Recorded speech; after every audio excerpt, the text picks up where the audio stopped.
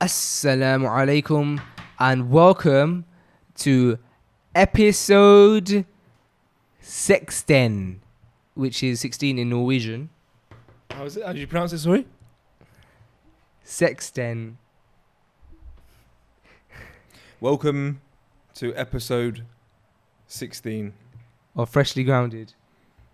If people were listening to this in the car with their parents, like, hey mum, dad, this is a really cool podcast which is like really family friendly and PG, and like let's play it, and they had like really conservative Asian parents, and then they listen to us right now in the car with their AUX cable. They're saying, oh mum, dad, let's try and listen to something like let's try this to a podcast, it's Ramadan and stuff, let's not put any music on, chuck this in the car. Oh, you'll love this podcast, I promise, you're always going to listen to it. Put full volume. Hey guys, welcome to episode 16. Yeah. So you got to be careful what you put out on this podcast. I'm always telling you, you're always trying to make it very controversial and try and make it dark. But let's just keep it like PG. Careful. Is that okay? We'll to be fair, all you did was say 16 in another language. Yeah, so Norwegian. That's fine. Beautiful. Yeah.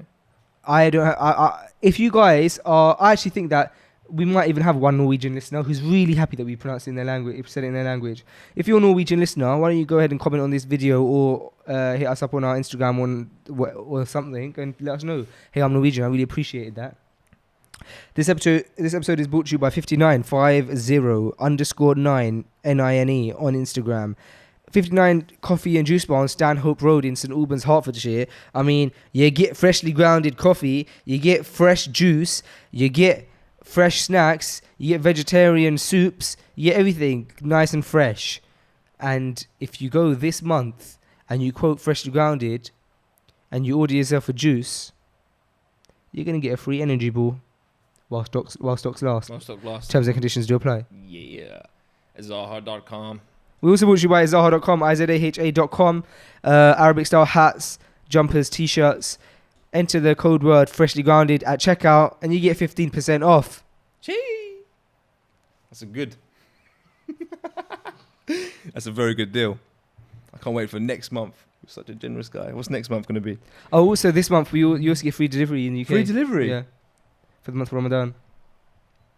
Just giving stuff away, Sam. Yeah, I'm feeling generous. It's Ramadan. It's good. It's a month of mercy. It's good. I'm being merciful and saying, hey, you don't have to pay your delivery fee. It's very good of you. Lastly, brought to you by Flavor, FLAVR, your complete marketing and branding solutions. FLAVR. If you on Instagram, it's BY by Flavor, BY FLAVR. If you guys might be able to tell that we're quite slow. We are slow now. We're slow. We put a lot of energy into this podcast. We're fasting. It's in the afternoon now. Please let us know what you think. Please let us know what you think. I'm sure you'll enjoy it. It's good. It's just the intro is going to be. I enjoyed being here. I enjoyed being here. Yeah. Wow, you did that with a really like sad face. Yeah, I enjoyed being here. I hope the podcast comes out nice. I personally feel like I delivered it with my best effort, but sometimes that's never enough of you. So we'll have to see. Wow, okay, we took a dark turn. With that being said, what did we talk about in this episode, Sam? We talked about patience. We talked about patience. We talked about patience. We did talk about patience. We talked about patience. We talked about fasting. We talked about Ramadan.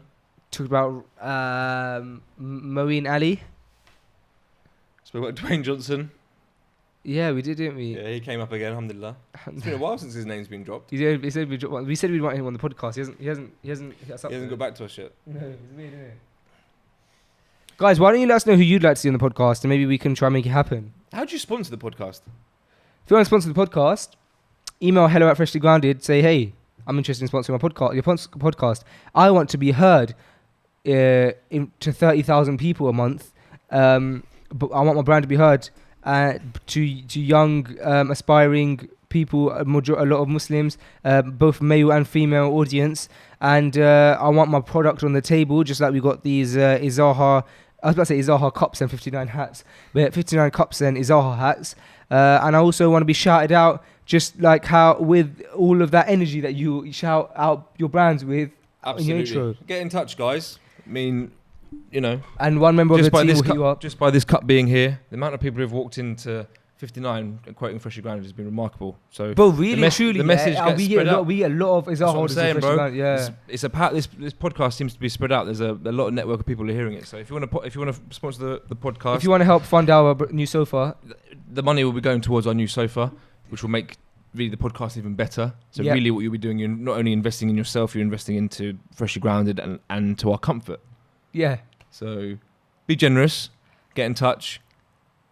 Let's create a hashtag. Hashtag FG Sofa. Appeal. Yeah, FG Sofa appeal. All right, guys, without any further ado, Let's get into it. Yeah, let's get into it. And welcome to Freshly Grounded, the brand new podcast by best friends Faisu and Sam. Huh? I said welcome to Freshly Grounded, No, after that bit. the brand new podcast And after that bit? by best friends Faisu and Sam. Really? Yeah. Okay. Assalamu alaikum. Assalamu alaikum. I really wanted to find this thing, but I can't find it. Okay, so what it said, yeah, Yeah. is So we were just talking about patience. talking about patience, yeah, as we always do. Yeah. I don't think we even And have how terrible we are at holding patience. I don't even think we have to introduce that topic to everybody anymore. So because we were just discussing. I was discussing another incident where I didn't probably have as much sabr, as much patience as I probably should have done. As it happens. It seems to happen a lot. Sometimes situations occur, and sometimes I try and be patient for, the start of whatever the situation is. But sometimes I can't hold that patience. And then you started saying you read something that you wanted to show me, and now you're on your phone trying to find it. Yeah, I'm trying to find it. Can you summarise it? And I could Do that. but I wouldn't do it as good. Because we are live, so we should. Yeah, I know, but you know people me. are now watching you just on your phone. You could be texting. You could be playing Tetris. I don't know what you're doing there. I'm not really a Tetris person. Okay, I'm gonna summarize it. Okay. Go on. Summarise it. Okay, so basically the person was saying it's a very common concept that we always talk about, so it's nothing new to you. But basically, it's saying, I think it was from a scholar, and it said we chase the dunya, yeah, and we run after it, as if it's like we run after it with like full force, as if us running after it is going to change what's going to happen. Yep. But really, it's not. Yep. Because what's going to happen, what's going to come to us is going to come to us either way, yeah? Because it's already decreed for us. Is this Oh, you what sent I it. sent to you? Is it? Yeah. Let me see. I thought you liked it, but you didn't acknowledge it. That was it. That. Let me see. Yes, exactly that. You sent it. Son of Adam, you seek the world as if your very life depended on it, and you seek the hereafter as if you have no need for it. You will acquire what you need from this world, even if you do not run after it, but you will only attain the hereafter if you run after it. So be aware of your true condition. SubhanAllah, bro. Hit me, and I thought you'd appreciate it. Yeah, I appreciate it. Look, basically what he's saying is that regardless of if you run after dunya or not, whatever we do, the money that Allah has written for you will come to you. Whatever you do, whatever business you do, whatever the understand that our risk, our money, our wealth is written before we even enter the dunya, 50,000 years before we enter the dunya. So whatever we do, whether we chase it all night long or we don't, it will reach you. And obviously we talk about doing the means, and you can't just sit on the sofa and expect it. But at the same time, if it's written, it will get to you. Yeah, we let it get too much to us. We forget that. So we just what the dunya is described as salt water. You have one sip of it, you ain't gonna get quenched from it. It makes you more thirsty. So you go back to it, try and quench your thirst again. Boom, boom, boom. Before you know it, you're just drinking this salty water. You're never gonna be quenched. Do you understand? Do you mean you're never gonna be satisfied? Whatever dunya you obtain, you won't be satisfied. So whereas the akhirah, the thing we should be worried about, the thing we should care about. But you know what? Yeah. Sometimes we don't put it first. But it's crazy how it's saying the akhirah is the thing that is dependent upon whether you run after whether it you or make effort for. Where the dunya, whether you run after it or not, it's whatever's good for you is coming for you. It's weird, isn't it? It's fun. Scary thought, to be fair. It is, man. That's why balance. That's why if we can just try and obtain that balance, because both are so important. Obviously, one of them is lots more important than the other, but they go hand in hand. And I think, balance as always. What were you gonna say? I was gonna ask how you found the podcast on Monday and doing it in the cafe. I thoroughly enjoyed it. Yeah, it was nice you making such an effort to come down to me for once, rather than I'm joking. No, I really enjoyed being in the cafe. I think Same. it made sense. Obviously, everything is based around having freshly grounded coffee, and we have a coffee, etc. So it was nice to be on Stanhope Road, and for the people to see that it does actually exist. It's a real exactly. And place. we What do you made think? Bro, come on! I love you know. It was You know how much love I think for the podcast that we've done without a guest, just me and you, I think it was for one of the nicest for a while. Yeah, the content itself I really loved. Good energy, wasn't it? It was, and I think it's because we had eaten, we were happy, and we had missed an episode, so we were kind of longing we were ready for it. Yeah, and we had like gone to the mosque and stuff. Yeah, it was nice, man. Yeah, man, and we also made a new deal on Monday at 59, where if you quote freshly grounded, you actually get. If you buy a juice, you get an energy ball. And have you considered what would happen if, like, you know, so many people, because we got a fair few people listening to this. It's true. So many people rush in, No, I have considered grab this. themselves a juice for an energy ball, and there's no energy balls left. Obviously, part of the offer is terms and conditions apply. Right. Okay. If there's no energy balls, there's no energy balls. And where can one find these terms and conditions? It's all on. If you log on, I'm not It's gonna in your go head. into It's it in now, your head. Yeah. But inshallah, there should be energy balls there. But you got to remember, I think I'm not saying definitely not the majority, but I would say a large portion of the people listening to this might be fasting. So obviously, with 59 is actually closes before break fast. So there's a good chance that a lot of people might not even be able to make the offer. But I didn't think about that. There's no conspiracy here. Like, they're welcome. Like, obviously, for the Muslims who are fasting during Ramadan. So not everyone will be able to take advantage of this opportunity. So maybe next month I'll do something even nicer, so people can actually take advantage of it. Perhaps you Do you could. understand? Yeah, I understand. Do you know what I mean? Yeah, I know. I didn't think it through. But there will still be, obviously, people who aren't fasting who can go and enjoy the deal. But there'll be a lot of people who listening thinking, ugh. Remember I was speaking about that cookie situation that happened at my mother-in-law's house last podcast. Yes. Saying that I refrained from it. Yes. What happened? I went back to my mother-in-law's the next day and I had a big old cookie. How many? Just one. One big cookie. But it's a big one. Was it? I feel really sad. Do you? My wife was really she said to me, "You're going to regret that," and then after I said to her, "I regret that." You really have conditioned yourself to be like really healthy now, haven't you? Not really, because If you're feeling bad after one cookie, Yeah, I do feel yes, bad. you have. I would say, in the scale of things. maybe considering what I used to be. I used to have a whole packet of biscuits. Yeah, I mean, having one and feeling bad is Maybe quite a it's good a big old mindset. cookie though. It was one of those Sainsbury's Yeah, big. I've eaten big cookies, baby. Loads of big cookies. Bro, and then some company sent me handmade chocolate I covered saw that dates. on your snaps yesterday. Had 3 of Was them. it nice? Yeah, really nice. You went training last night, didn't you? Yeah. With the big man.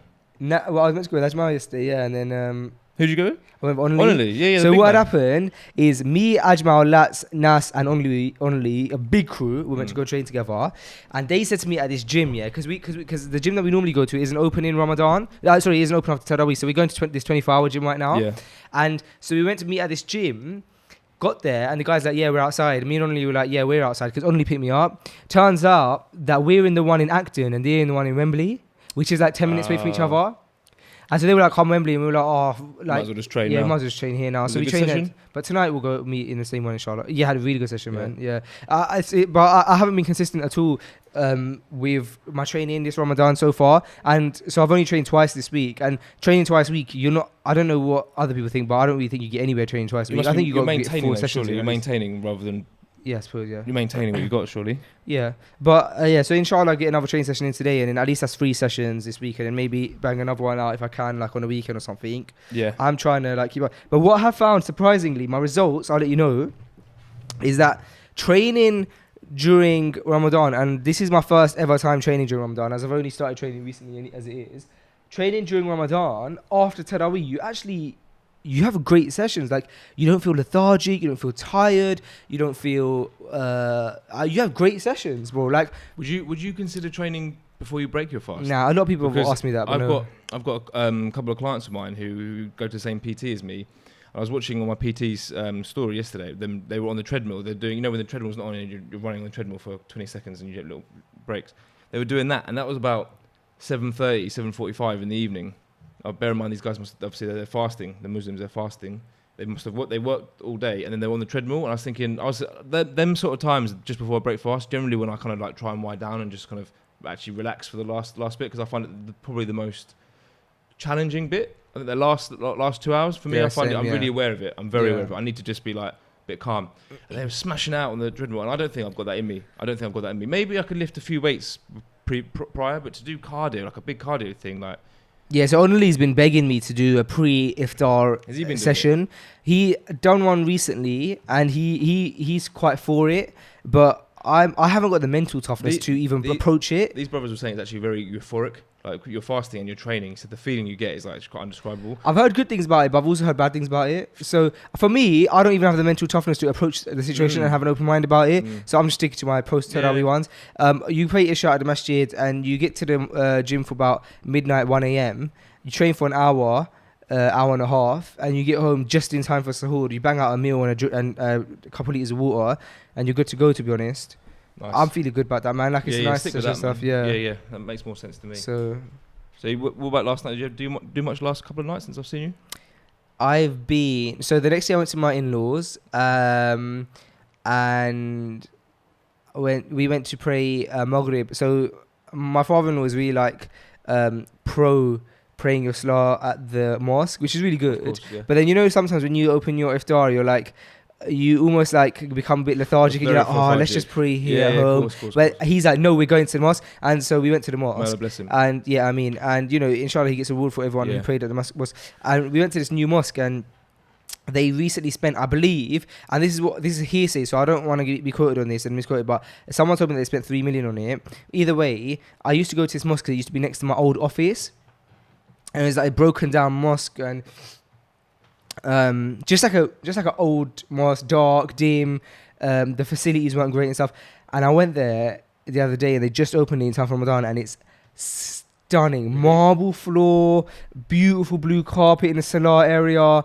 I didn't see the facilities, but they're probably really nice. Just stunning mosque. It's in West London. Yeah, it's stunning. Nice, yeah. Beautiful, man. So it's nothing nicer than going into like a really beautiful mosque, especially when you're in England. It felt like one of those mosques that you see in like Dubai and that with the white marble floor. Yeah. Nice, man. In Leicester, there's a couple of really nice masjids. Really? Yeah. I mean, it does make House of Allah is a House of Allah, but it does make a difference when you go one which is. When we went to one in Leicester and by the wudu area, beautiful facilities. Like it looked like a spa or a gym, like really beautiful facilities. And you had like your own personal towel and stuff. They had like all these beautiful towels and stuff, which I thought was a really nice touch. SubhanAllah, bro. You know what? We've actually been invited to Leicester Freshly Grounded, and I haven't even replied to it. Really? That's what I just thought of. It's so bad. But there's so many Freshly Grounded emails I haven't replied to. It's like we've been busy. But inshallah, inshallah, we've still got some time. We can hook up the rest of this month. We can do something. You were speaking about your PT. Have you been going much? I haven't since I've been fasting now. Really? Nah. It's tough. It's only a couple of days into it as well. Yeah. No, I haven't since I've been fasting, and I don't plan to, if I'm really honest. Yeah, you could take Ramadan off. Yeah. But I plan to as soon as it finishes up. Yeah, I plan to jump back on it. I don't. For me, like.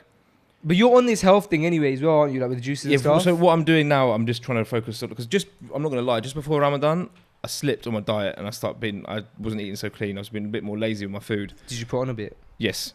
Easy. Like I said, I go up and down easily, man. So I end up putting a little bit of weight on. You do go up down easy, don't you? Easily, bro. Because like a few weeks ago, I saw you were skiing like a stick. Yeah, and then I can easily put it on. That's what I'm saying, bro. Yeah. So yeah, but then I've lost weight since the beginning of Ramadan anyway. I've been monitoring my weight. I like to keep an eye on it anyway. But no, I've just been trying to eat a bit cleaner for Ramadan. I just want to do you know what it's just like detoxing my body and just getting all the rubbish out and just trying to put as much fruit and veg and goodness into it as possible. Does having a juice shop help you be more healthy because you have access to it more? Of course, and it's only around the corner. So when I need a drink, I can get a drink, and it's obviously I try and stick to the ABC, to be honest. So that's apple, beetroot, and carrot. That's my favourite, and it's pretty full of like a lot of goodness. So I kind of just try and stick to an ABC. Try and have my favourite is clean green. Yeah, have it all the time now. I saw you put a picture of you drinking a green one. Yeah, that was it. Yeah, nice. Do you think you'll get bored of it? I haven't yet. Yeah, I think you will. But just because generally after a while, generally like. I actually like the taste of it, man. But I reckon there might be another recipe that you might like. I like the orange, carrot, lemon, and ginger one. That one. Yeah, that immunity booster. Yeah. You're not a fan of the pineapple one, are you? Exotic. I love that one. Oh, you do? Yeah, that's what you started with. I started with that one, and then someone told me to get clean green, and I was like, oh, this is alright. And the reason I like the clean green more is because I feel like it's slightly healthier because it's got like spinach, cucumber, celery. Whereas the exotic is really nice, but it's just like exotic fruits like pineapple and kiwi and stuff, which is nice and refreshing. I agree, and also the fact it's called clean green, and it makes you feel like it's maybe Cleaner. healthier as well. No, Yeah. to be fair, it is better than exotic. I mean, you named it the clean green. Yeah. So it's not world renowned known for clean. Is it? Is that what it's known as? I do call it the clean green when I make it at home, but that's only because I stole it from your menu. Yeah, we named it, but whether that exists, and probably does exist in another, because it's not the most original name, so it probably does not. exist, isn't it? Yeah, probably. Probably does exist. Do you know what? Can we change the subject because I'm really craving a juice now? I know, bro. And I've been in, like yesterday, for instance, I had meetings all day in 59, and a lot of people was having meetings with drinking, and I was just sitting there, and it was icy cold juice, and I was literally just like staring at these cold glasses of ice and beautiful juice. It was tough yesterday. I watched a lot of people drink a lot of nice juice. Yeah, Sam in the office had a tough fast yesterday as well because he Did was he? like traveling quite a bit. Like he was on set yesterday, like doing some shoots and stuff for some clients. And so I said to him, you must, because I was just in the office all day yesterday. So when you're in the office, it's not as bad because at least you can control your temperature For and sure. stuff. But he was running around like all over London. So I Yeah. was like, bruv, Wow. I've done fasts where I'm like, should I tell you one of the worst things to do in fasting?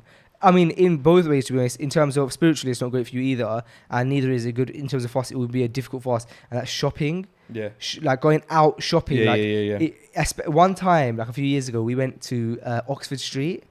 Same as me, It was bro. half term, Yeah, yeah. so everyone was out. We went on the trains, Yeah, so yeah. it's boiling hot. It was like, so hot as well, and we must have gone in like one or two shops, and I had to come back home. I couldn't handle Bro, it. strange you say that. We're so similar, man. My wife's first Ramadan, we went on the first day of Ramadan, we went to Oxford Street on the train, shopping, and it wiped us out. Finished It me. wiped us out. It was the most stupid thing to do it was literally the first day of Ramadan. We had to get something. There's a reason why we went there, but it was horrible. But you could have done it another day. Really. Yeah, we could, of course. Yeah, It wasn't. And you're right. Spiritually, there's no benefit being in Oxford Street, Yeah. and for your fast, it's just difficult, man. It's just I think you learn lessons, don't you? Like as you go on with your fasting sure. and stuff. But I do find like I have days I find easier and Yeah. days that I find tougher. And obviously it is depending on what you do. Like generally, like it is good. It is definitely good to keep busy because when you're occupied doing things, which we should be, you don't actually think about it. Like you don't actually think about it. Well, I found when I've actually had more time to kind of maybe a slower morning, I've had to sit and I've had a lot more time at home. I much feel it. I much prefer being active. As soon as I wake up,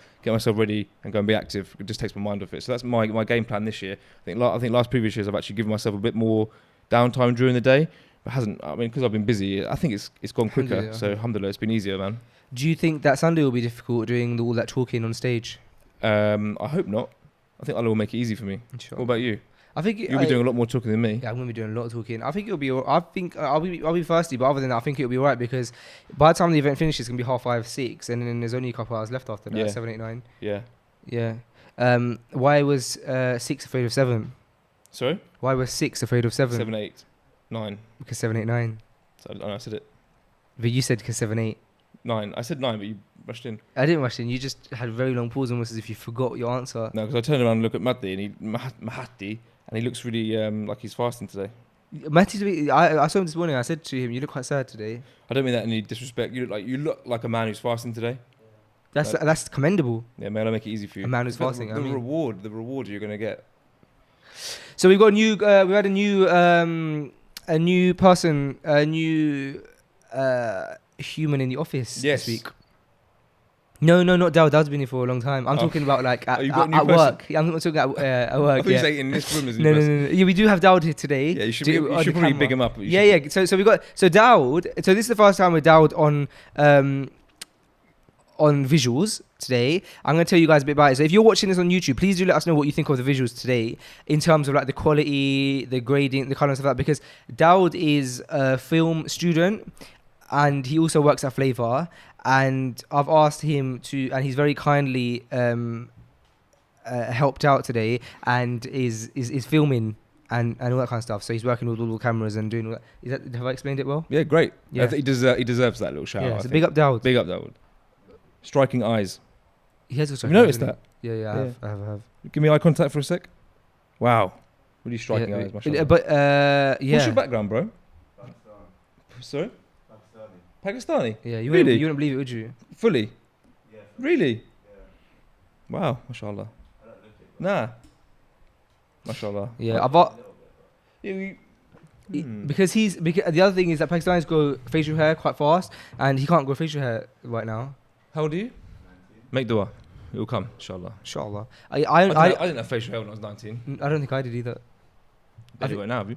Huh? It looks really good now, though. Thanks, bro.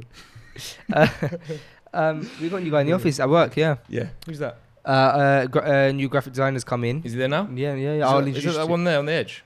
Who's that one? Yes, that's him. That's him. Sitting down, As soon as I walked in, he shook my hand. Did he? Yeah, which was great. Yeah, lovely guy. Lovely guy. Yeah. What's his name? Can we release that on air? Or? We could, but I don't know. We don't need to. We don't need to. But he's nice anyway. I think you have to build a working relationship with him first. You know. True. So we start shouting him out on podcasts. Yeah. Big up this guy. But yeah, man, it's nice. It's nice because the team is expanding in the office. And shall I tell you what's the most beautiful thing, bro? I'm gonna be selfish and tell you what I think the most beautiful thing is. Not the work. It's the fact that like. When it comes to Salah time, bro, every man makes wudu and every man standing there in Salah for Jamaat. And it's like so beautiful, bro. And like, there's people here who have found it hard to pray, and by being in an environment where everyone's praying, it's become easy for them. And I'm not even saying, I'm not even necessarily just talking about other people. Like even for myself, like it's so lovely that like Kareem will come in here and be like, bro, it's time for Asad, and I'm like, can we do it in a bit or something? And then sometimes it's like, bro, everyone's ready. We're only waiting for you, and it's like, beautiful, man. Yeah, that's why your environment that's why your environment and your friendship group is so important, because it has a big difference in you, doesn't it? Yeah, man. Do you keep your friendship circle quite small? I feel like you do. Yeah, man. How small is your friendship circle? Do you have close friends? I've got close friends. I've got a lot of close. I've got some very, very tight friends, and I've got loads of acquaintances. Yeah. That's how it should be. That's how it has to be, man. Yeah. Especially with doing what I do. I know loads of people in my life. But how small would you say your small friends is? Like literally, they know like your parents and stuff like that, and like your deep issues in your life. You go chat to them, you can't fool them. You can't put the wool over their eyes. For me, Onali. Yeah. And then second one, Oman, he's my brother, so he doesn't count. Yeah. So I'd say one person. Yeah. Like to the point where I can chat to him about anything, and he knows I'm being serious, knows I'm joking, he knows my whole family, like to that extent. Do you know what I mean? Like how many of those guys do you have? I'd probably say about 4 or 5 people that I'm close, like I have that kind of relationship with. But then I definitely have a network of like every single person who works in Menspire, the Charlie, the Ollie, they're very, very, very close friends of mine that I've known for years. Like Ollie, I've known for like I went to school with and stuff. I've known for years and years. Very, very close friends. At the same time, we've got a relationship is that we work together, and I'm the boss and stuff. Not that I act like a boss in front of them. So I've just got. You're such a boss that you actually have to wear it on your t-shirt. It says "boss" right on your t-shirt, massive letters, in case people forget. Is that why you do it? You walk to the store. It's the boss. It's just a brand that I like. Right. I mean, I think you're sometimes a bit bitter because I don't wear your t-shirts, and you sometimes. I'm joking. Your t-shirts are nice in this t-shirt, but they just don't fit me. I've got too much weight on. I would say, bro, like I've got a handful of tight people. Josh definitely being probably number one. Josh is someone I've been through a lot with, and we're business partners in many different things. So, like you're saying, Onali, probably Josh would fall into that. The first person to pop into my mind, but then there's probably like three or four others that I'm quite tight with, and then I would say I've got a family that I've got a tight family. But whether I can sit there and I couldn't expose like certain things to some people because of the relationship, because I am the nature of the relationship. But do you know what I mean? Yeah. So I'm not trying to say I'm the boss, I'm sitting on a pedestal, but because it has to be like a certain level of So you're right. But that's life. That's really you want to keep things tight, especially when you don't want to tell everyone everything about yourself, and you have to have someone who you completely 100% trust. Like you do have to. I'd say, man. Like you can't. Sometimes you just need a conversation, innit? Yeah. You need that. You need that for sure. Alhamdulillah, I've got so many beautiful people around I can have conversations with. But those tight, they're ride or dies, aren't they? Yeah, I would say my wife is probably my number one. To be fair, That's wife. Beautiful. Yeah, really, because she is my ride or die. She's the person who knows everything about me. Bro, they listen to this. When the Prophet sallallahu alaihi wasallam passed away, I think I may have discussed this before. The companions went to, I believe, Aisha radiallahu anha, his wife, sallallahu alaihi wasallam, and said to her, what was the Prophet sallallahu alaihi wasallam like? And then her response was, he was like the walking Quran, like the walking characteristics of the Quran, sallallahu alaihi wasallam. And there's many things that you can derive from this, and a lot of the times what scholars derive, not scholars, but scholars as well, but what people tend to derive from this hadith is that the Prophet sallallahu alaihi wasallam was a walking characteristic of the Quran. So the stuff that the Quran is like an embodiment of it. But the other part of the hadith that I recently heard, which was a beautiful lesson that was taken from this hadith, is that nobody knows you as well as your own wife. Even your closest boys who have traveled with you, like the companions, arguably in some cases spent more times than with the Prophet sallallahu alaihi wasallam than his wives, in the sense that they traveled with him more. Probably they traveled with him a lot. They spent a lot of nights with him. They say when you travel with someone and stuff like that, you get to know them, and that's when you get to know them properly, bro. They traveled with him, even like to my extent. Like honestly, I've known him for, let's say, 5-6 years, and he's traveled with me. He's lived with me. We lived together in Cardiff for 2 years, and so me and honestly, I'd say we know each other like 6-7 years now, like more than anything. Yeah. But I've known my wife for, I've been married for a year, alhamdulillah. And I'll tell you right now, my wife knows me better than Only does. For sure. Amazing, For sure. isn't it? It's true. How beautiful is that hadith scenario? Yeah, it is. That even your companions, they had to ask Aisha radiallahu anha, what is It's almost, you don't put a front up or anything like that, but there are certain things like you just don't even, like, I think with your wife, I think you come 100% yourself, especially if you live with her, you share your life with her. It's like, it's not really, I think it's just impossible to hide stuff from your wife, even if you wanted to. Like, you can't, bro. You share your life with someone. Yeah, of course. You share your life with them. You wake up in the morning, they're there. Do you know what I mean? You go to sleep, they're there. Alhamdulillah, it's a beautiful thing. But yeah, you know, they know ins and outs. Alhamdulillah. You know how men, as two married men, I think we can now like talk about this. As it's clearly, men have this thing, right, where like when we go out to the world, we have to like have this bravado about us and have this like we have to be men about situations, and we can't feel sorry for ourselves. We can't be moany, and we have to deal with life, and we have to put our strong head on our shoulders and take life on at full speed. Yeah, and then so because we have to be like that. Naturally, we're like that, right? When we come home to our wives, we lean on our wives a lot, and we're dependent upon them just to like open up to them, and we almost become like somewhat children to our wives, like in the sense that we don't have to be like that with our wives, like that bravado of like, we have to deal with the world so much that it's like when we're with our wives behind closed doors, it's our time to just like let our guards down and actually for once be just You're gonna be a bit silly. Yeah, be silly, and also like that, right? So we're dependent upon our wives to lean on. Do you think that women are like that with men, like with their husbands? Do you think it's a different kind of relationship? Do you get what I'm asking? I do get what you're asking, but I wouldn't be able to answer that. Yeah. No, but I'm just asking your thoughts. Yeah, no, I personally, I've studied them for years, and I've still not been able to work them out. Women, I find that it's too complex, man. So I wouldn't be able to begin to answer that question. Very complex. Very, very complex. I'm sure that most of them would maybe agree. There's a lot going on, like in a female's mind. I think maybe more than in a male's mind. I'd say we females are stronger than men, like mentally. Would you say that? You say females are stronger than men mentally? I would disagree with that. Really? I would personally disagree with that. Well, I wouldn't. No. Sorry, not mentally. Hold on. I don't know what I'm saying. I don't want. Like I'd say, I don't want to fall into sexism. Yeah, that's the thing. And I say that, and I don't mean to cause any offence, because I'm sure you can find. And I would say generally that's the case. I think almost like how Allah's intended that, as the man is created slightly stronger, and we have different roles. And I would definitely say that mentally, that from experience, that men are stronger. But I'm sure you can find sisters and females who are mentally stronger than a lot of guys at the same time. Do you know what I mean? I would say generally, I'd like to think that. I think it is a man's role in society to be the head of the family, the head of the family, of course, and be the strong one, and to support the wife. Yeah, of course. Do you know what I mean? Support the wife and look after the wife. That's why we go out and look after the wife. It's not the wife. We don't stay at home, and this is not sexist. We don't stay at home looking after the children while the wife brings us our earnings back. We go out. This is how it's intended. So I think that falls onto. That's. Maybe that is the strength there, isn't it? We're the ones that we're in charge of the household, in the sense that we have to make sure the household's running. But also, who's in charge when you're actually in the house? But do you not also feel like when you're like feeling, let's say, sad or something, you fall to your wife for comfort.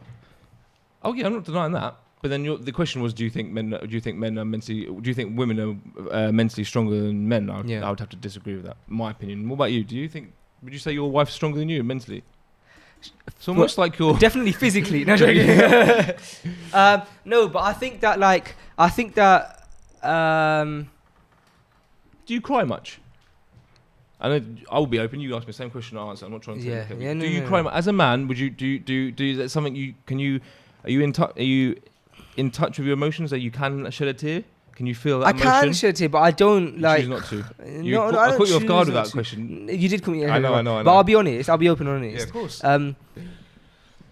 I would say like since I been married, I've actually I cry way less because marriage has knocked a lot of stuff into me, and it's first the one thing that's knocked into me the most is like this kind of like a no excuses, like no like BS with like not kind of mentality where it's like, bruv, like you've got to provide for someone, you got like you're sharing life with someone, like ain't no one gonna feel sorry for you if you're gonna do this, do that, or like you can't like you can't go back to your wife and be like, oh, like this happened and like you want her to feel sorry for you. Like that's not the role of. I've got to like protect her from that stuff. So I'd say like I'm definitely in tune with my emotions, but I haven't been like crying as of late. No, like I haven't. I just. Okay. Do you know what I mean? Good. Like I wish I could cry more in regards to like Deen stuff. Yeah. I do wish that. But like if I have felt like quite sad about like on a certain situation, I'll like maybe in the past I would like be open to crying about it, whereas now I'm more like make sure I don't, because I've got like, bro, if I break down in front of my like wife and I'm not saying I haven't ever cried in front of her, but if I break down every situation in front of my wife, like, but she's not gonna think I've got like a strong supporting man around me. I think it depends what the thing is, what made you upset, isn't it? It does. Don't you think if you cry over little things, it's a bit. For sure. But don't you think it's crazy? But I have cried in front of my wife. Yeah, big man. Yeah. I've cried in front of my wife not long ago. Don't you think it's crazy how an emotion can actually trigger water come out of your eyes? I think about that for a second. That's just the outcome of the reaction, though, isn't it? That's like saying. Don't you think that when someone does something humorous, that a laugh like comes out of your mouth? Yeah, but that's not creating a physical thing coming out of your eyes. But it's also okay. Well, back up 1 second. This is the creation of Allah. I'm just saying, like he has. It is beautiful. He has decreed when you feel a certain emotion that makes you feel a certain way, water will come out of your eyes. Tell me another time when water comes out of your eyes, other than when you're really upset. And something spicy. So on occasion people can get water. Yeah, that's a good example. But I'm just saying, don't you think it's... No, I agree, it is beautiful. I'm not trying to argue it. Usually we'd be like, yeah, you're right. But you're like, no, it's normal. Because like when you laugh, you're like, but I think think about it. See, that was involuntary. You've actually got... I couldn't help that. Water coming out of your... It is beautiful. It is. I do agree with you. It's straight. I'm just trying to... It's something to ponder over. Very quickly. It's something to ponder over. Yeah. Ponder over the creation of Allah, man. It's something. It's beautiful. There's a lot of beautiful things, like the fact that owls don't sleep at night, or is that bats? Do owls sleep at night? No. They do. And they have this thing with their neck. Yeah, they can spin around, can't they? Ponder of the creation of Allah. Well, I'm thinking. Have you seen the fish that can swim upstream? No. What does that? I don't know. What does that even mean? What does that even mean? Upstream. So imagine upstream. So a river's flowing one way, yeah. Oh, and they can swim up it. And they go up. They go the wrong. Oh, so they're just strong. Yeah. It's how Allah intended. It's how they like. It's all that. I watched it on. It was a David Attenborough, but the actual. I think it was salmon or trout, and they actually a whole pack of them were actually moving up, going the opposite direction to what the river was going. Don't you think that's crazy? That's crazy. Have you noticed, speaking of animals and creatures, have you noticed that because it's getting quite hot, there's a lot of more spiders about? Have you had any spiders? My house is full of spiders, and Zayden loves them. He's obsessed with spiders. That's nice. That's I think so. It's better than him being scared of them. Yeah, for sure. But then saying that, he's scared of sand. So it's not even too much props for being not scared of spiders. He kind Eee. of almost paints a picture that he's really tough, but you put in a bit of sand near him, he doesn't like it. He's a kid. He's like 2 years old, isn't he? He's not 2 years old. Is that 1? Yeah. Yeah. A year hasn't gone since I met you. Wishing away your life so quickly. How's his hair now? It's really long hair, man. Yeah? But my missus, Mashallah, it's no. She wants me to cut it now, which is What good. does she? But like, really, I've literally unfortunately not had the chance to do it. So hopefully at the weekend, maybe I can do it. You said he's good with. You said he's good with getting his hair cut because my nephew, I think he's 3 now, and he screams Really? at the top of his lungs. He looks like he's about to blow his head off. Really? Yeah, But I think Zayden was getting skin fades from quite young Yeah. because his dad's a barber. that and how his hair came out. Obviously, we took it all off. And then as it was growing back, I was like, we might as well make it look nicer. And then I faded him a couple of times. Midge actually, like I sat in Midge's chair and Midge gave him a proper nice skin fade. I've got a Really? really nice video of it. I have to show you because he's only a tiny little baby, but he loved it. And Midge was a proper fading it, and Zayden was just sitting there, just chilling, letting it get faded. So it was quite nice. I've not cut his hair for ages, so my plan is I'm gonna put him in his high chair. Maybe he can have a little nibble of some food, or maybe watch something on an iPad. I don't know what he can do, but I'm going to cut it properly. But I'm not going to fade it. I'm going to cut it nice with scissors. I'm actually going to like cut it like a nice style. So hopefully he'll sit there. So it'll be a test. I'll let you know if he behaves himself. But he liked it. The fade he liked. So hopefully he'll be patient with his dad. Have you considered how you're gonna go through Zayden's educational upbringing in regards to Islam, like in the sense that specifically Arabic? Are you gonna like teach him Arabic from early, like as in get him Early as possible, get him bro. Arabic Yeah. taught? Unfortunately, I was never had the opportunity to learn it as a child. Obviously, as we know, when you're children, it's so much more easy to absorb and learn. So my plan is, inshallah, he'll be a Hafiz, bruv. Inshallah. No, but I'm thinking in terms of talking Arabic, not reading Fusha. Not what? Not like reading the Quran, Oh. obviously, which is beautiful. Oh, not reading but, Quran. No. But I was thinking that like maybe when I have children, inshallah, I might like even though I can't speak Arabic, inshallah by then I might be able to. I can't speak fluent Arabic, but inshallah it definitely would be a goal of mine. So I'll probably teach him the couple of words that I obviously bust out. I'll have them under Sakina, What else? Taqwa, Rahma. What? That's it. Sah.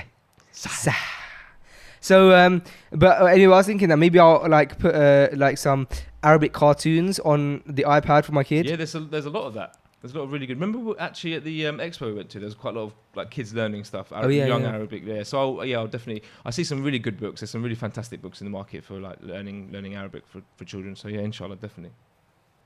It's a beautiful thing, isn't it? What? Children. When are you gonna have children? You asked me the question about my child. When would you like to have children? Make dua, inshallah. Inshallah. I need everybody to raise their hands right now. Now, inshallah, when Allah wills, innit? Of course. So, when Allah wills. Soon? You'd like to have children soon, but it's whenever the... When Allah wills. So you asked the question about my my child, so I just thought I'd ask you a question about whether you want children. And then I was going to ask you, are you going to teach them Arabic from a young age? Who knows, I might even already have children. Really? How would you feel if Do I you? had hid that from you? I think it's a bit weird, strange thing to leave out. Would you? But at the same time, it's your personal business. Are you about to say you're live on air that you've got children?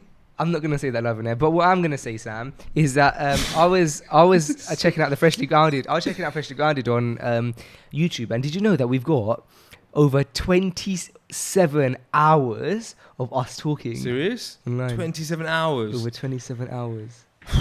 What blimey. It would take. I wonder if you listen to it. In one go. How much? What would you generally hear for that 27 hours? You hear about self-development, Yeah. trying to gain patience, Stress management. being stressed, Gambia. gambling loads. What else? Friendship. Coffees and juices. Yeah, coffees and juices. It'd just be that on repeat. If you listen to the whole series through, it would just be like, it would just come back at you. But already 27 hours, that's mad. Like, I feel like we started this like yesterday, bro. I know, man. SubhanAllah. Remember when we first like done it, we were talking about like, what we do in Ramadan and stuff like that? Yeah, I saw the one that I actually went on the official ground on Instagram not long ago and looked at a clip, and it talked about the fact that we were planning on doing something for Ramadan. We weren't sure what we were going to do. We were just going to do more content basically. And now we're in Ramadan, yeah, alhamdulillah, and We've done one at 59, which was great. We went and if you haven't listened to it, go and check it out, because we started it and then we went to the masjid, which was just next door. We prayed at Isha and Tarawih, and we came back and finished off. It was beautiful, alhamdulillah, really, really nice. And inshallah, we're going to go to Bristol. We're active for Ramadan, and that's what we talked about. So I'm happy it's coming together, man. I'm looking forward to Bristol, bro. Shall we up the energy levels a bit and jump into some current events? Current events will be good, yeah. Balance current events. I would say, considering we're fasting and we did a podcast only a few days ago, I would say the energy and the momentum is feeling quite good. Yeah. No, for sure. I'm just. Oh, you're very critical. I forget. I'm not. I'm current events. I'm just on current events. Critical. Current events. Current events. Mahdi. Guess what I realised? I really struggled to pronounce his name. Mahdi. Yeah, so do I. You have to. Help me out, bro, because I really like Mehdi. So you have to like let the H go. Yeah, and you Mahdi. also have to, instead of the A, like pronounce the A as an E, kind of. Mahdi. Oh, you say like how Omar says it, Mahdi. You're listening to this, yeah? You know how. What does Omar call you? Faisal, yeah. Right. Sorry. You know how. What do I call you? Faisal. Is that right? They're all the same to me. Okay, fine. You know, what I saw the other day, Mahi bought some tickets for the Men's Spy crew, I think. Yes. For the event. And his name popped up. So his name popped up on my system. It said 5. Yeah. Came from my system. Sorry, yeah. I saw I'd got some. My phone popped. So, some money's coming to the Zaha account, and it said Mahi Chowdhury. And I realised that. And you know we were talking about how Mahdi and Mahi's name only has one letter difference, bro. Their last name is exactly the same and spelt the same. Chowdhury, so literally in their entire name, there's one letter: Mahi Chowdhury and Mahdi Chowdhury, That's and amazing. it's spelled the name same. Wow. Subhanallah. Have you ever called him Mahi? Yeah. The other day on the vlog, I said, I'm just going back to because I had just seen Mahi, and Mahi just ordered us some food online on the phone, and so I was walking back to like take the food to Mahdi, and I was like, I've got the food now, going back to Mahi for the food, and I was like, no, I mean Mahdi. Oh, did you correct it? I think so, yeah. Current events. So moving on to more. Have you got your gain up? You should start with salams as well. You got your gain up? The viewers want to hear that salam. Go on, bang that salam. Assalamu alaikum. Thank you. I mean, as Sam said today, I'm more of a Ramadan man today, but you've got to do it. You've got to do it. You have to do it. So either this or you're going to sit at home and complain. Let's keep it moving. Yeah. Can you feel that? I feel like I was actually struggled. I struggled on the way up here. I was travelling and I felt it. And I'm sitting here now. I actually feel quite good now. So I feel good. It goes up and down, man, doesn't it? It goes up and down. It goes in waves, I think, sometimes. Alhamdulillah. Go on. Tafadhal. So, major search of 81 people missing after cyclone hits Bangladesh, killing at least 6 people. Also known as Cyclone Mora, which ravaged the northeast with 85 miles per hour winds, also injured 50 and left thousands of people homeless in Bangladesh and northeast India.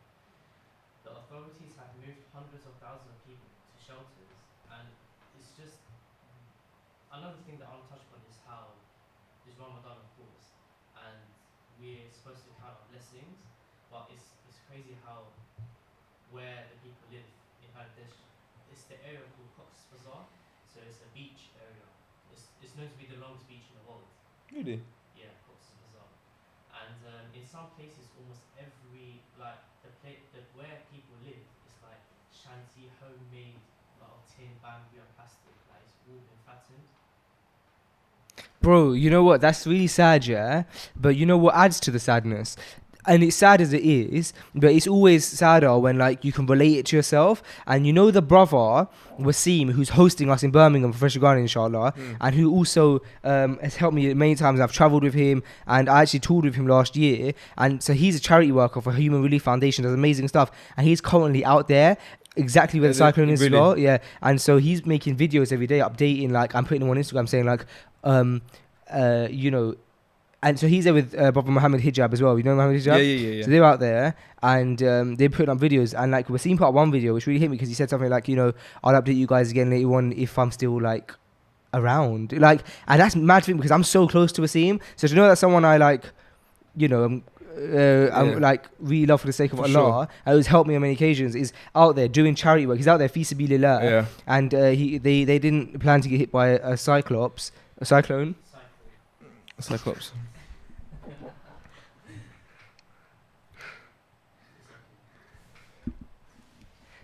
If I said that, you would have taken the mick out of me, but I'm going to carry on because it's a serious matter. They didn't plan to get hit by a Yeah. cyclone because they didn't know Cyclone. obviously at the time when they were out there, and Wow. and he's out there. May I make it easy for him and accept it, and all make it easy for all the people suffering. Of man. course, the That's- residents. It's very sad. Yeah, man. I mean, the thing is, like, if everything gets better, inshallah, which it does, Wasim and Mohammed are going to be coming back here. But the people who live in Bangladesh, whose houses have been flattened, what do they do now? And I'm sure they don't have like a system where like the government's just going to build them new houses or whatever. So It's not worth thinking about, man. it's really sad, and it's just natural, isn't it? It's like it's been decreed. It's been decreed, yeah. Well, Subhanallah. subhanallah. What else we got, bro? Moving on to the next topic, which is a bit more lighter. The world is now 0.28% more peaceful, right? According to research from the Global Peace Index 2017, populism, if I pronounce that right, is on the rise, which means the support for the concerns of ordinary people, such as social media being on the rise. Ordinary people can now reach fame much easier, which then, to some extent, allows the peace in the heart to gain importance, because as humans, we like importance given to us. So a fraction of that, of 0.28%, is up, and also a decrease in murder rate. So there's a study that's been. There's a lot of information there. Yeah, I'm just gonna start. I'm gonna start from the top. Let's break it down. So first thing I heard was there's been a study to say that the world is more peaceful now. Now What's that based on? Well, I'm not gonna say that this is the only reason why.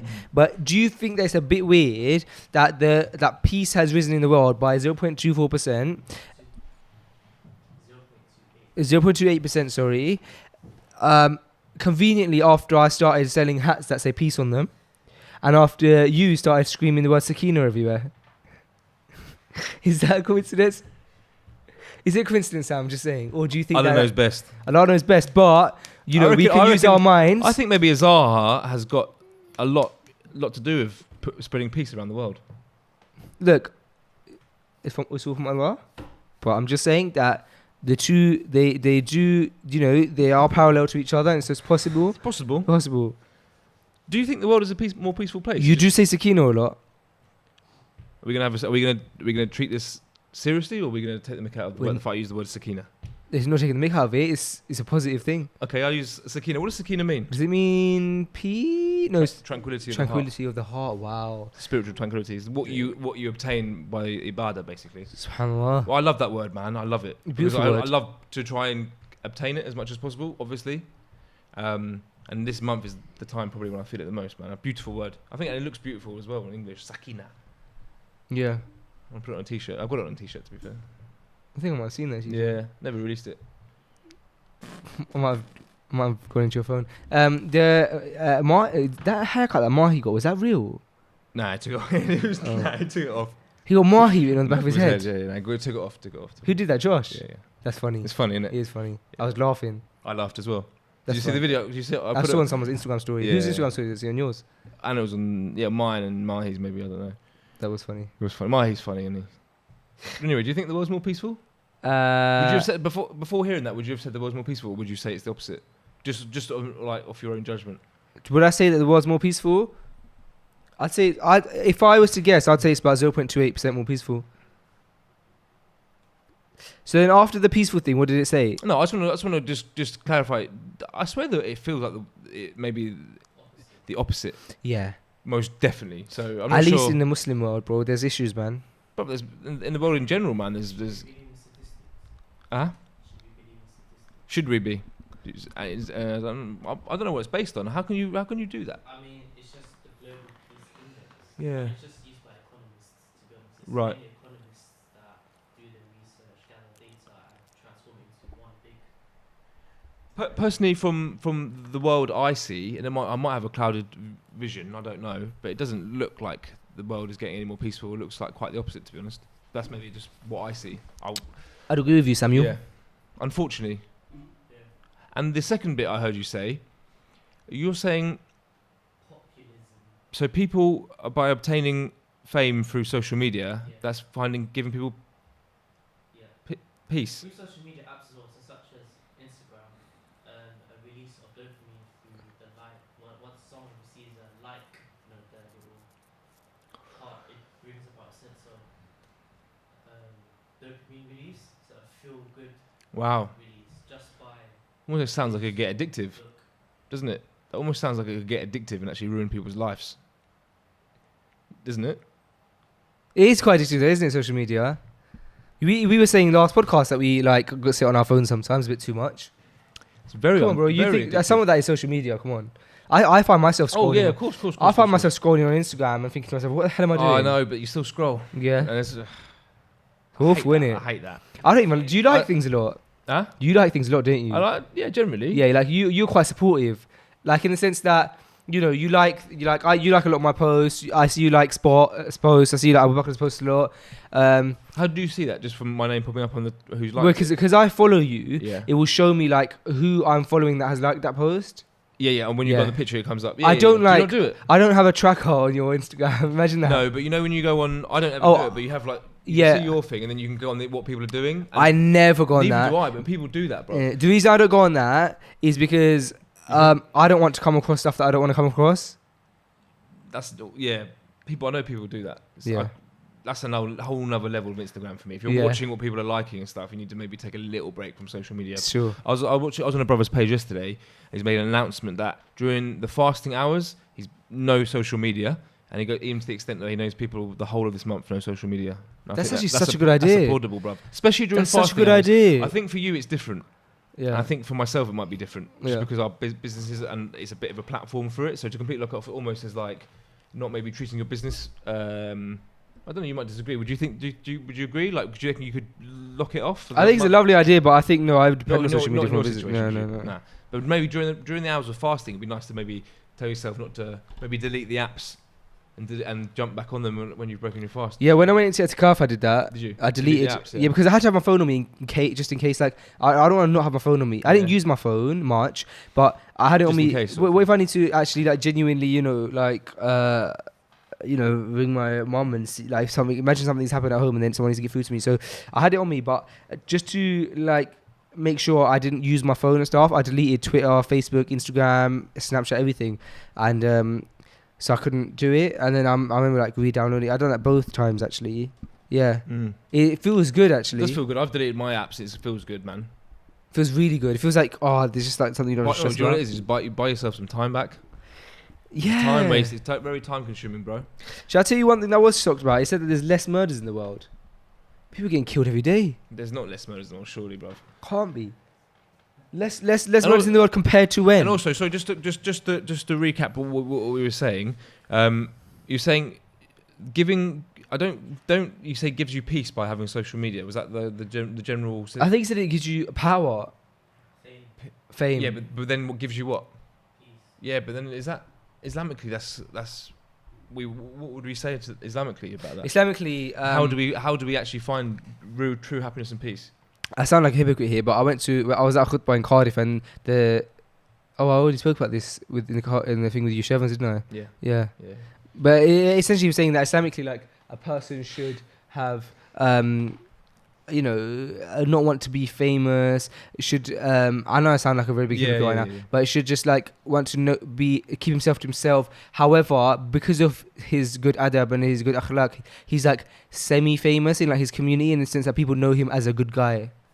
Yeah. That's like the way to But be. look at all the greatest men in history. They've all got massive reputations and they're all like very well known with a whole biography. So Not all of it though. We just don't know the ones that aren't. Say. But as you said in the last podcast, there's a lot of wealthy and rich men who aren't on social media, but then there's a difference where you can be out of social media and still attain happiness with wealth, but without fame. So I suppose the two can link, and it can't live at the same time, but I guess it depends on own individual circumstances. Yeah, you can definitely like you were saying last week, as Matty saying, you said this week that you can still very much so be very wealthy without social media. And adding on to that, I actually had met with a company this week who are a very successful company. They've done some big work for some big clients, clients like just big names, man, mainstream names, big corporations, and they don't do any marketing. No.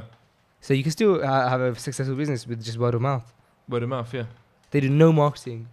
Very successful business. Do you know what the business? Yeah, that's interesting. There's very clever ways of marketing now that companies use. So instead of paying millions of pounds on marketing campaigns, you almost use the word of mouth and the networking program rather than having to spend any money on advertising. So it's extremely clever. You have thousands and thousands of people working for you. You're not even paying their wage.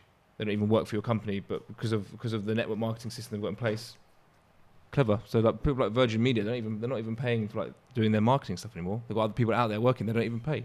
Clever. What do you mean? How does that work? Okay.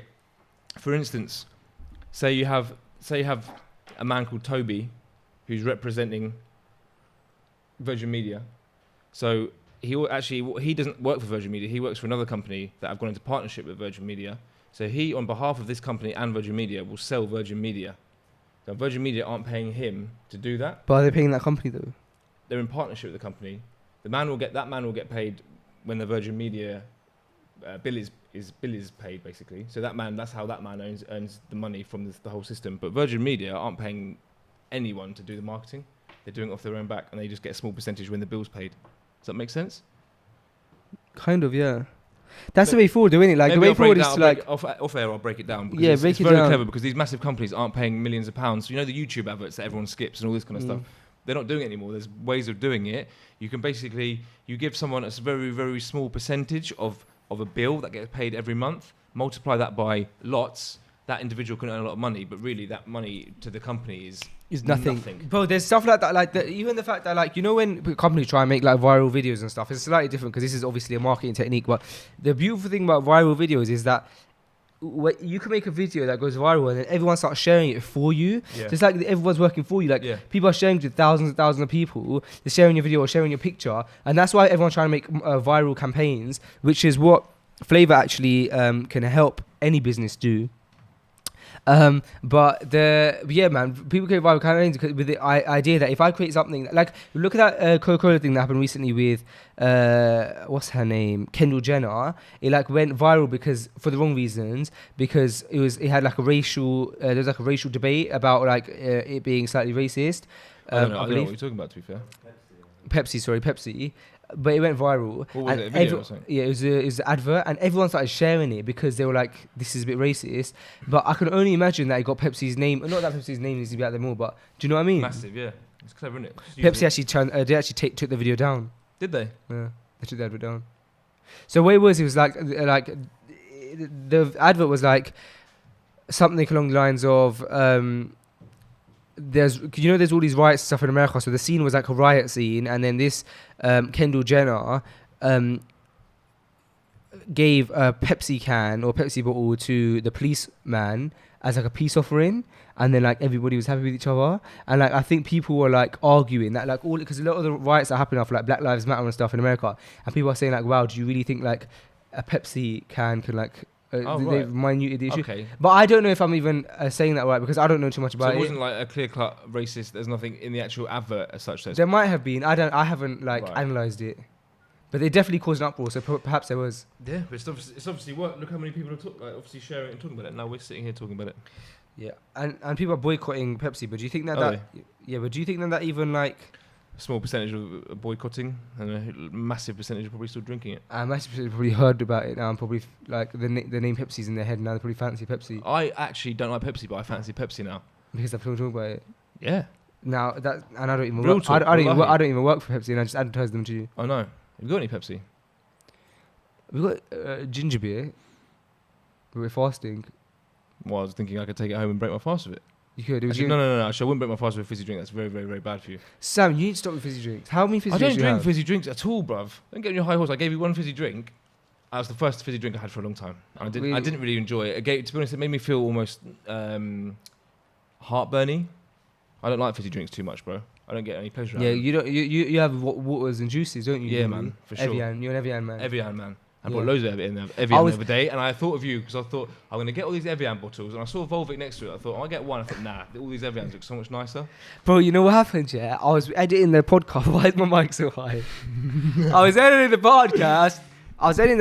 Yeah, and I was thinking. I saw that clip and I made that clip nice and short and I was going to put it up on Instagram, probably still will, but I was thinking like we seem so like 21st century, like what's the word,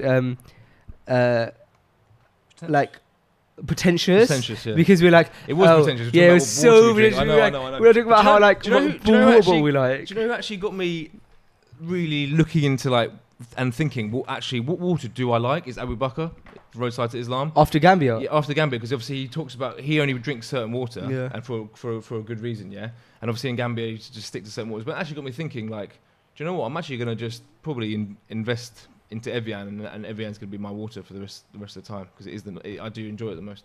But I enjoy before it that, I probably wouldn't care too much, and probably wouldn't think too much. Whatever I would get. But Yeah, no, it tastes Evian's the way good. forward for me, man. Tastes good. Evian, live young. But what we're gonna do? We're gonna Ev- do it again. Evian, live young. Evian. Bro, what are you doing? Sorry, bro. I thought you You got can't that. just abuse me, Sam. How's that abusing you? You've got something that's got caught on your trousers. Trying to help you out. What was it? Oh, your socks caught all up in your trousers, so I'm just trying to help you out. No. It's the 3/4 lengths. Well, the trousers are. Yeah, You wore these in Gambia. I know. Remember Gambia? Yep. Do you remember these trousers in Gambia? Yeah. I thought you would. I thought you'd get. They must have made you very hot that day. They're quite thick. You kept saying that. They are really thick. Were they? Did they make you hot that day? But Did I keep saying it to you?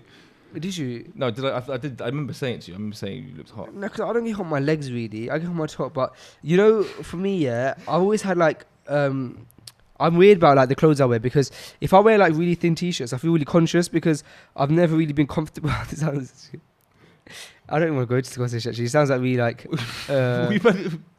like you know if you wear thin t-shirts, yeah, Yeah. and then like you like sticks to your body a bit. Yeah. It's just a bit uncomfortable, isn't it? Yeah, I don't really tend to wear tight t-shirts. I don't think they're a good look for anyone. No, thin t-shirts. Oh, thin t-shirts. Thin material. Yeah. If you wear thick material True, t-shirt, thicker t-shirts. That's in the middle. that's in the middle. If I wear thick material t-shirts, I feel really comfortable in a t-shirt because It makes you look stronger as well, doesn't it? Huh? a thick It makes material you squarer. material more. t-shirt. Thicker t-shirt. This isn't thick. This is really thin. I know. When Yeah, you wear thicker I'll t-shirts, you probably look look- stronger. I mean, I think that's probably just because it's a thick t-shirt.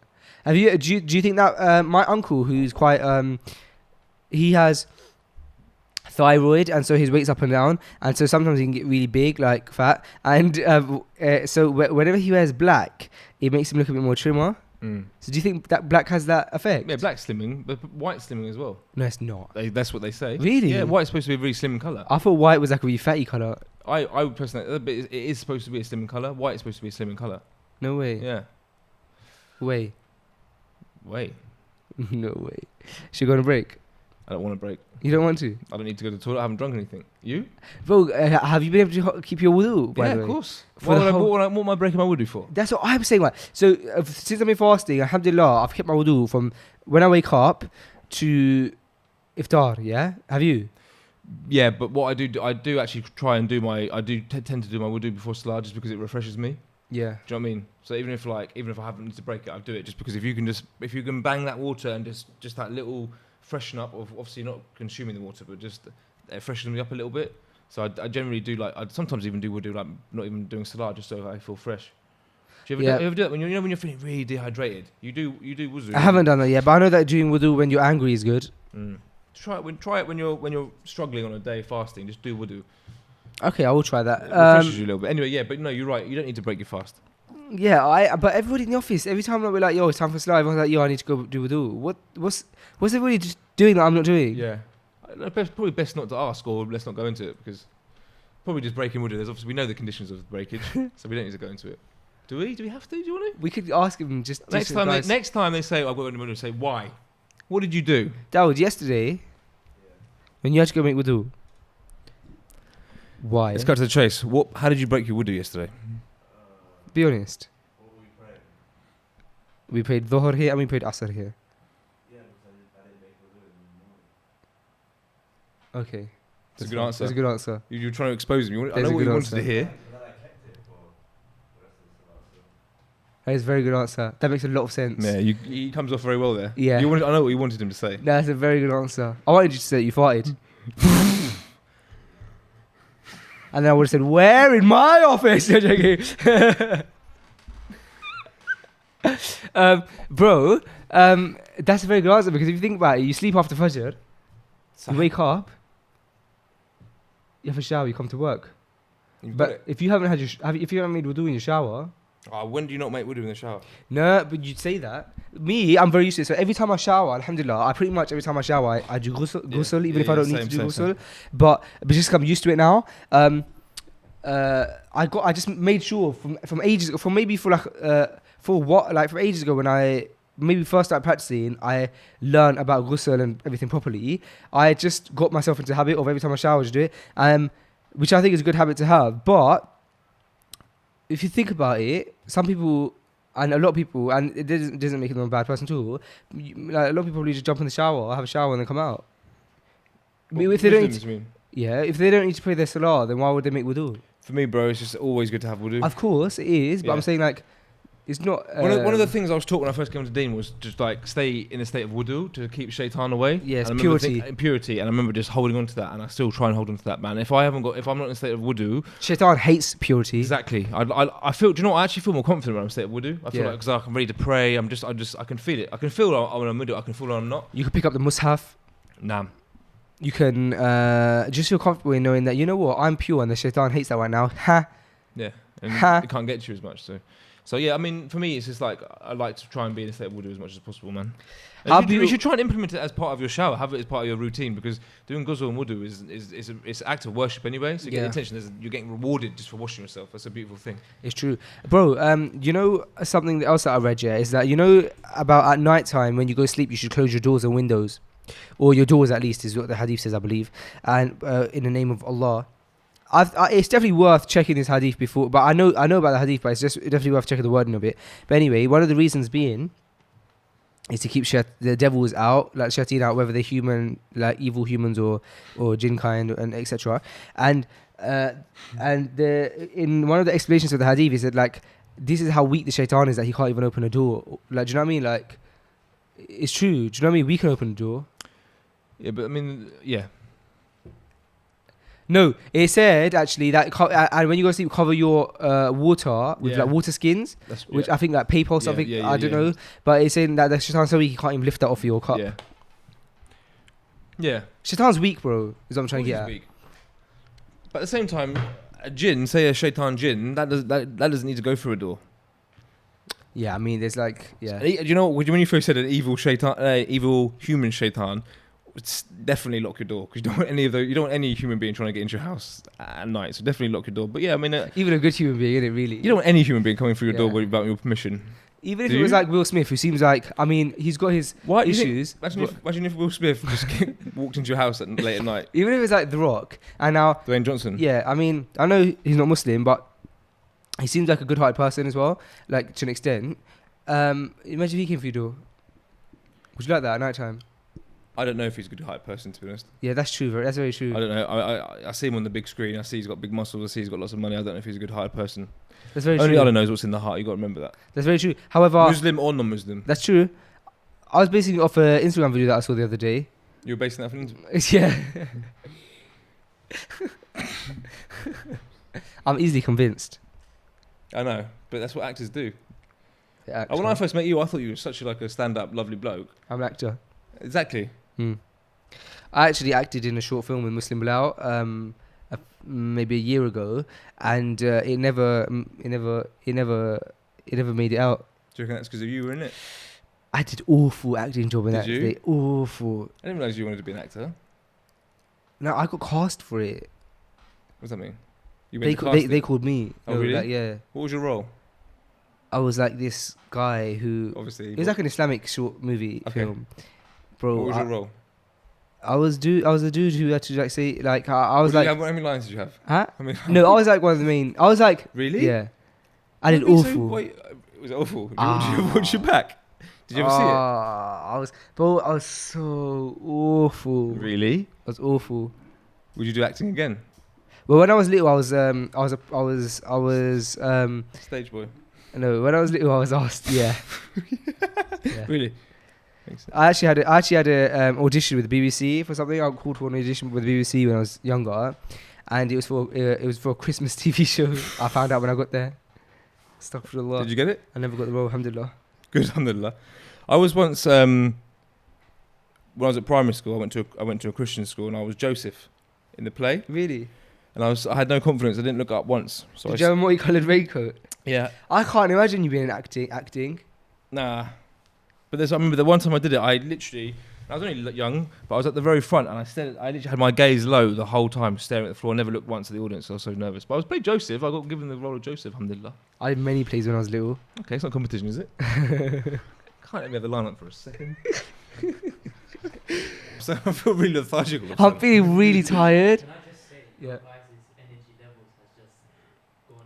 Can you blame us? We've been putting it in for an hour and 25 minutes, it seems. Oh, no, maybe not as long as that.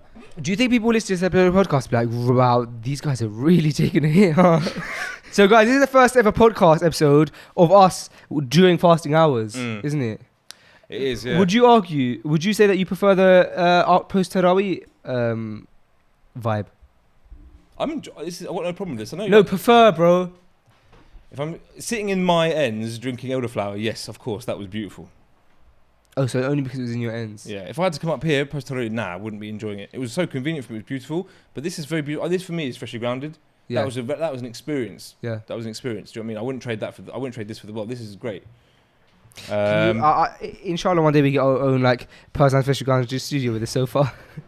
We can do that. We can just buy a sofa for here if you want. Yeah, I'm gonna. Do you want a break? I do want a break. Let's have a break. But can I also just say that before the break, Go to the toilet, whatever you need to go and do. with our next sponsorship, Mm.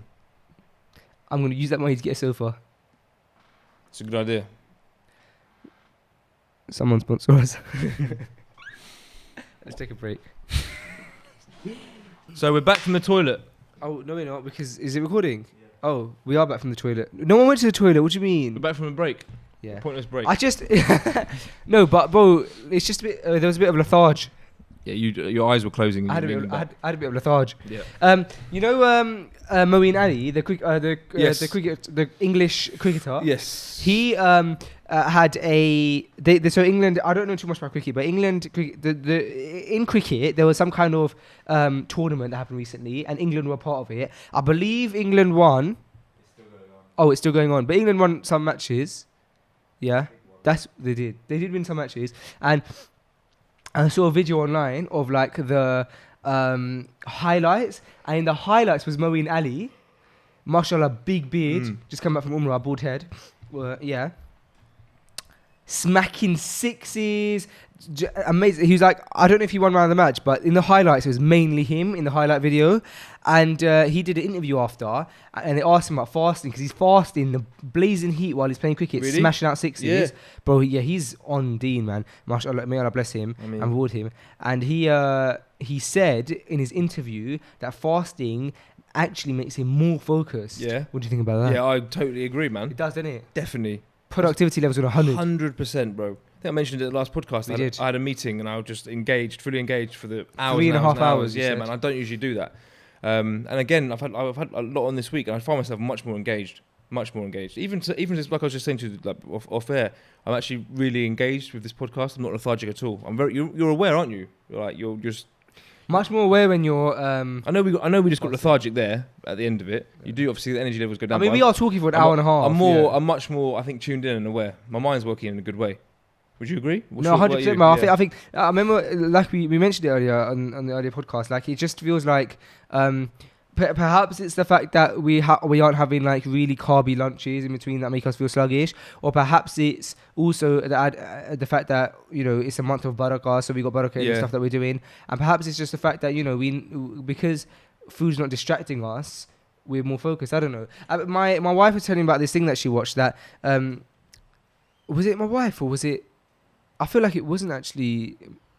Yeah, it might be. Anyway, somebody was telling me yesterday or something about a video that they watched that was telling us that the food industry has convinced us that it's essential for us to have 3 meals a day, but it actually isn't, and that you actually could get by with like a lot less food than we actually think that we need, and that is actually being marketed towards us. But obviously the food industry makes so much money off us, so it's in their favor to tell us how much food we need to eat. But us fasting for 18 hours a day is just proving to us that we actually don't need food and water as much as we thought. True. But have you ever tried a long fast outside of this month? Yeah, much harder. So much harder. It's a whole nother it's different. I think. But possible though. It's possible, yeah. But I wouldn't agree with the fact that the food industry has made us think that we need to eat 3 times a day. Because I would definitely say when I wake up, I need to eat. Calling my wife a liar. I'm not going to call your wife a liar. No, I'm joking. Yeah. No, but apparently that's what the video said. My opinion. I know when I wake up, we know that we should eat, and you can feel it after you've eaten in the morning. 100%. And the metabolism starts, so like that makes sense. And then you would definitely late morning by lunchtime feel like your body needs something, so you definitely put something in. And then by the end of the evening, you definitely feel like you need something, you put something in. So I wouldn't say that's necessarily us being conditioned, but I'm not saying your wife's a liar. So you're going to sit on the fence? No, I'm going to disagree with your wife. Okay. But then it's not your wife's opinion. It's your wife watched a video. She watched the video. Are you sure it was your wife though? I'm not even sure it's my wife. So why are you saying I'm calling your wife a liar? Well, it could have been her. I think it was. I'm almost certain. You know what? It was. Yeah, it was. What do you think? I agree with the fasting. I'll tell you what, if I wasn't fasting for the sake of my Lord, my Creator, I would have been eating and drinking all day.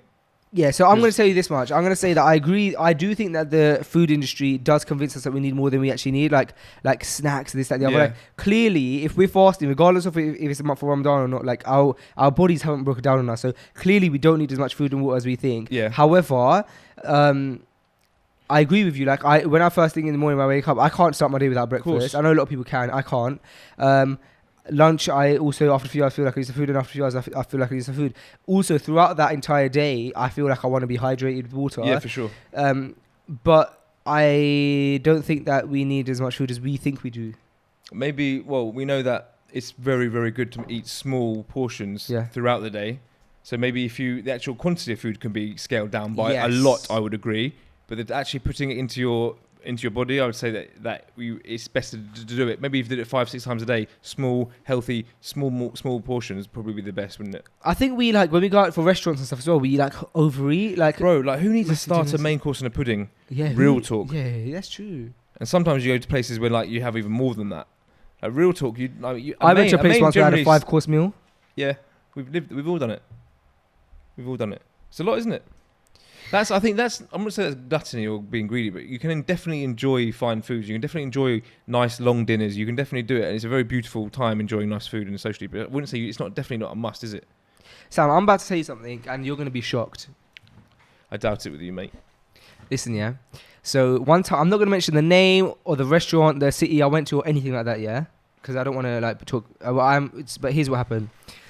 I went to this restaurant. Mm-hmm. We had a 5-course meal. Mm-hmm. It was a event, so we had 5-course meal at this event. Mm-hmm. So I didn't actively go and buy a 5-course meal. I had a 5-course meal, and it was one of those restaurants that was very posh, and so it was big plates and very small portions of things with a leaf on it and stuff like that. Okay, right. So we're having 1, 2, 3, 4, 5 portions, blah blah. It might have even been a 7-course meal. I think it was 7-course. Yeah, Oma was with me. Now at one point, one of the courses was a massive white plate, a luxury white plate, beautiful. A piece of boneless chicken, like a strip, yeah, and some beautiful cream, some cheese sauce spilled over it, looking beautiful, and then a nice leaf on top. Imagine that. Can you paint a picture how beautiful that would look? And it's also, that's one of the courses, and so when you look at it, you think, wow, it's must be so expensive and so small, such a small portion.